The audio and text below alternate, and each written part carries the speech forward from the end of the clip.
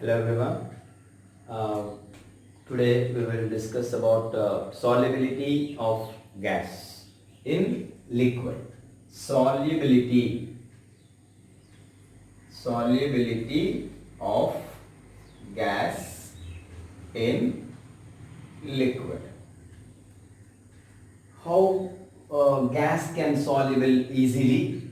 What factors are helping to increase the solubility of gas in liquid? Because liquid in liquid is very simple, or solid in liquid is very simple, but gas molecules has more randomness in the sense they can move freely, so they cannot come down easily to soluble in particular solvent, because they are very much weak in attractions, so they cannot come closer easily. So when a particular container, if you consider like this,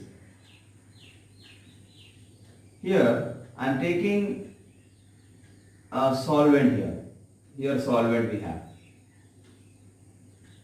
and moreover it is some gas I am allowing here, gas particles, gas molecules I am allowing here.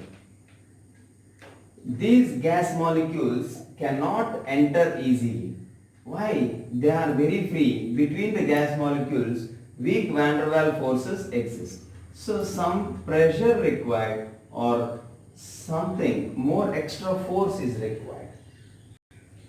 Like that, if we are using some pressure like that, then maybe this gas can dissolve in this particular solvent. This is a solvent and this is gas. So gas, how soluble in solvent is our question. So one by one, if you see, of course in previous class also I was given about the solubility, like nature of gas, nature of gas.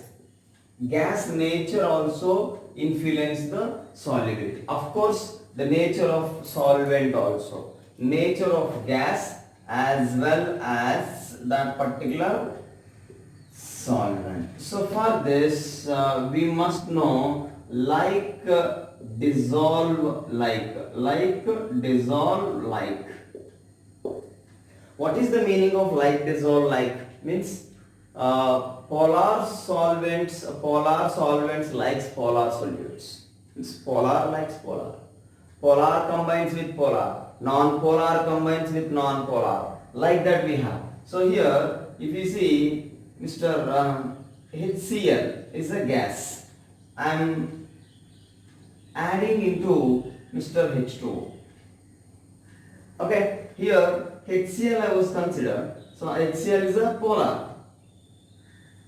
Okay, H plus and Cl minus. So here HCl is a polar, water also polar.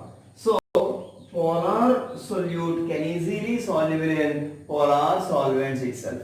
Suppose if I am considering O2, N2 and H2 like this, these kind of gases cannot soluble in water easily. So here solubility, how we can increase, let's see afterwards. Okay, so here not only these like CO2 gas, if you consider, these all are very less soluble. These are very less soluble in water. So what I am trying to tell you, polar solutes means polar gases can easily soluble in polar solvents, and non-polar gases can soluble in non-polar solvents. That is very clear for us. Okay, so this is nature of gas, how affecting Mr. solubility. Okay, so nature of gas is very important, and gas and solvent both must be same kind, means polar or non-polar. Okay, that is the first one. And the second one, if interactions between these is more, means if this likes this, means by having some hydrogen bond like that, so they will soluble easily, even they are gases. So intermolecular forces, next one, is nothing. So intermolecular force of attraction between gas and that particular solvent, the intermolecular force of attraction if more, then solubility is more. If the gas and solvent do not have a proper attractions, then solubility will be less. Okay, so solubility also depends on the intermolecular force of attraction between gas as well as the solvent. If more required or high required, intermolecular forces more required. If the intermolecular force of attraction is more, then they can easily soluble. Okay, next third one is temperature effect. It is very important for us. Okay, temperature we cannot say directly proportional or indirectly proportional. Anything it can be. Means exothermic it can be or endothermic it can be. So the temperature effect depends on the process of mixing. What kind of process is important here? Okay, so solubility to understand, and third factor is temperature effect. The effect of temperature for what? Solubility of gas in a particular solvent. Suppose here I am adding some gas, some A I am adding, and here some gas B I am adding. So here it is a gas A, and here it is gas B. Suppose the intermolecular force of attractions between A and this solvent is very high. Solvent I am considering some water like that. Here also solvent I am considering water like that. Suppose if the intermolecular force of attractions are very high after addition, means if this A is introducing in this particular solvent, so if they have strong intermolecular attractions, then the process will be exothermic. Listen carefully, between A and this solvent has great attractions, then that will be exo. If the interactions between B and this particular solvent are weak, means they are hating each other, so it is not interested to mix with this, certainly it will become endothermic. So you have to just have one small concept. You should have one small concept, that is Le Chatelier principle. Just to recap that one. What is the Le Chatelier principle? In that, what is the effect of temperature? For exothermic reactions, low temperature favors. For endothermic reactions, high temperature favors. So, if the mixing of gas in a solvent is endothermic, high temperature favors. So, here in this particular case, the solubility of gas, here gas A, is directly proportional to temperature. Sorry, for that is endothermic. So okay, indirectly proportional to temperature, inversely proportional to temperature, because exothermic process here. Because between A and water, interactions are more. Suppose like HCl I am telling, so that's the exothermic. Here some other gas I am telling like CH2, like acetone, like something like that I am telling. So here some non-polar solute I am adding to this polar solvent, certainly that will be endothermic. I repeat, here suppose this is a polar, suppose this is a non-polar, certainly this addition of B will be difficult than comparatively this. Got it? So here when B was added to water, that is endothermic process. So according to Le Chatelier principle, for endothermic temperature, for endothermic more temperature is required. Endothermic process means what? Heat absorb. Heat absorb means what? We have to provide some heat. Means temperature must increase for endothermic process. So here solubility is directly proportional to temperature. Here the solubility is inversely proportional to temperature, whereas in the first case excuse me, because here A is a polar and the solvent also polar. Between A and this solvent has more interactions, so this A, if adding into Mr. Water, heat will be released to surroundings, means it is exothermic process or not. But when you are adding B to this water, what heat required, means it will take some heat from surroundings like this. So it have to take heat, means we have to heat by using blow. Got it? So this is effect of temperature. Two things I was given. Solubility is inversely proportional to temperature if the addition of gas is exothermic. Solubility is directly proportional to temperature if that particular gas adding to this solvent, and the process is endo, then directly proportional. Process is exo, is inversely proportional. So how we can come to know, sir, easily? Some gases, like I told you, polar. So automatically you can come to know. Otherwise they will ask you if some polar gas was added to particular liquid and the process is exothermic, then what kind of temperature favors? Means more temperature favor, less temperature favor, temperature independent, like that they will give you options. Got it clearly? So here you have just two things. Okay. So here solubility is directly proportional to temperature. Here solubility is inversely proportional to temperature. Means here the delta H will be negative in this case. Delta H here, sorry, delta H is negative in this case because exothermic process already. So delta H is negative. So when the gas is adding here, delta S also negative. Why delta S is negative? Because gas is dissolving in liquid. So what happening here? That is randomness decreasing. In previously that is having more randomness. Do you know delta H is enthalpy and delta S is entropy. Entropy means measure of randomness of the system. That is the state functions like this in thermodynamics we discussed. Okay, so delta S is the measure of randomness. Randomness will decrease when the gas was added to this particular solvent.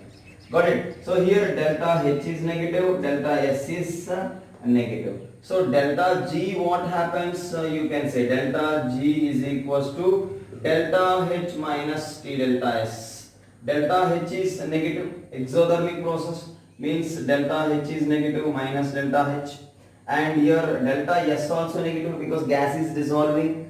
Gas is dissolving here. Dissolving means what is the meaning? Randomness is decreasing. Previously gas has more randomness, that is running very fast when it was not dissolved. After dissolving the molecules are coming close, so randomness decrease. If randomness decrease, then entropy change is negative.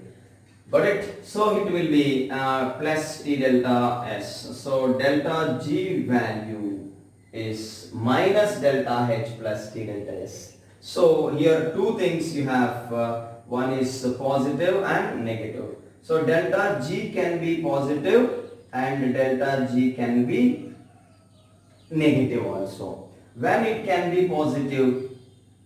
When the temperature is high, but low temperature favors. So here we cannot use high temperature. So delta G is positive at high temperature, but delta G is negative at low temperature. Negative at low temperature generally, and positive at a high temperature like this. Positive at high temperature and negative at low temperature, because delta G is equals to, you have formula this, you just please recap the thermodynamics formula. Gibbs free energy, delta G is equals to delta H minus T delta S. Delta G is equals to, from this handling, minus delta H plus T delta S. Got it? And here it can be positive if the temperature is high. Temperature is high, then this T delta S term will be more. Okay. If the temperature is low, then it will be this T delta S term will be low and delta H will be negative. Negative delta G is a negative, is a spontaneous process. Delta G is a positive, non-spontaneous process. So delta G is negative at low temperature. So it can be spontaneous at low temperature. Therefore, inversely proportional. You have answer here. Got it clearly? I repeat here. At low temperature, delta G is negative. Delta G is negative means spontaneous. Delta G is positive means non-spontaneous. So, okay, delta G is positive at high temperature. Delta G is negative at low temperature. Low temperature, it is spontaneous. Means spontaneous means process can easily happen at low temperature. Therefore, indirectly proportional or not. Because if your temperature increasing, that is becoming as non-spontaneous. So the same thing you can apply here. Solubility is directly proportional to temperature. Means here delta H is positive.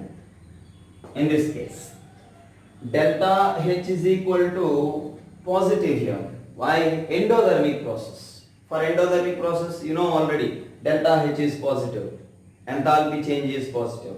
And same story, if the solubility happen, if you are increasing the temperature, randomness will decrease, delta S will be negative. So these two you can apply here. Again, delta G is equals to delta H minus T delta S. Got it clearly? So this is about effect of temperature. I repeat, effect of temperature. We cannot say solubility is directly proportional to temperature. That depends on process. Means the gas solubility in water is exothermic or endothermic is a matter. Okay? If the gas dissolution in a particular solvent is exothermic, then the solubility is inversely proportional to temperature. Accordingly, what, sir? Le-Chatelier's principle. Okay? So, if the process is endothermic, then solubility is directly proportional to temperature. Because endothermic means what is the meaning? Heat absorbed. Heat absorbed means what? More temperature is required. We have to provide some heat. I hope you understood about these all, because they will ask you what is the delta H and delta S, and when the delta G is negative, or when the process is spontaneous, like that they will ask you for exothermic process like that. So how to identify exo and endo also I was given. The interactions between the gas as well as solvent are high, then that will be exo. If the process is exo, solubility is inversely proportional to temperature, because that is already leaving heat to surroundings. We cannot heat again. So low temperature is required to soluble this kind of solutes. Okay, so this is about effect of temperature on solubility of gas in a particular liquid. Okay, now solubility of gas in a liquid. To understand, we must know one more important thing, that is effect of pressure. Effect of pressure is very simple. That was given by Henry, scientist Henry. Okay, so here next one is effect of pressure. So as I was given in previous, the same thing. Here I am taking one beaker. In this I am taking a solvent first, and I am introducing some gas, okay, by using a small hole like this. Here you have Mr. gas particles, black color. Gas particles you have here. Okay, particles in the sense molecules or atoms. Okay, see here I am using some piston. See, if I am releasing the pressure, if I am releasing the pressure, what happens? Gas molecules will go away from this liquid surface. This is the liquid surface. If I am applying some pressure on it, so I am using some force on it like this, certainly these gas molecules will hit the surface and they will enter into liquid surface. They will enter into liquid surface and they will dissolve in liquid. So from this what you can understand, if you are using the pressure, see pressure exerted by gas here. So pressure exerted by gas is what? Partial pressure. Partial pressure of gas is nothing but what? The pressure exerted by gas. Okay, so here from this what you understood, when you are using some pressure on it, certainly that external you can say, or certainly this exerts some pressure on liquid surface. When you are giving some external pressure, these gas molecules will apply some pressure on liquid surface and they will enter into liquid and they will dissolve. Suppose liquid molecule came here, liquid molecules came, gas molecules came here into liquid and they are dissolving like this. So solubility what's happening? Increasing. So that only given by Mr. Henry's law. Like Dalton's law. Here we have Henry's law. Here what? Pressure of gas exerted means partial pressure of gas exerted is directly proportional to solubility of what? Gas. Pressure exerted P. Pressure exerted is directly proportional to solubility of gas, or solubility of gas increases as pressure increases. So solubility of gas is directly proportional to the partial pressure exerted by gas, that is what? Henry's law. What is the Henry's law? At a given temperature, the partial pressure exerted is directly proportional to solubility. Whose solubility? Solubility of gas. So you can say this partial pressure is equals to some constant K into, you can say, solubility S actually. So solubility in the sense what? Solubility I was given already, weight of solute by that weight of solvent into 100. That is solubility. Otherwise, the amount of solute dissolved in particular volume also solubility. So it is nothing but number of moles you can consider if you consider weights. So instead of solubility, I can take mole fraction, because number of moles of solute. Solute means who here? Gas dissolved in a particular solution, means the particular total number of moles. So instead of solubility, I can take mole fraction. Mole fraction I can take. So solubility in terms of mole fraction, he was taken, Henry. Okay, so we can take, it's not a problem, because solubility is nothing but weight dissolved in weight, or weight dissolved in particular volume, or number of moles dissolved in a total number of moles. These all are called solubility itself. So he was given this partial pressure is equals to some constant Kh into mole fraction of gas. Mole fraction of gas. Mole fraction of gas or mole fraction of vapor phase in previous, in Raoult's law also I was given. From there also you can relate this one. Very important. Listen carefully. Okay. So P is equals to Kh into mole fraction of gas. What is KH? KH is Henry's constant. Okay, Henry's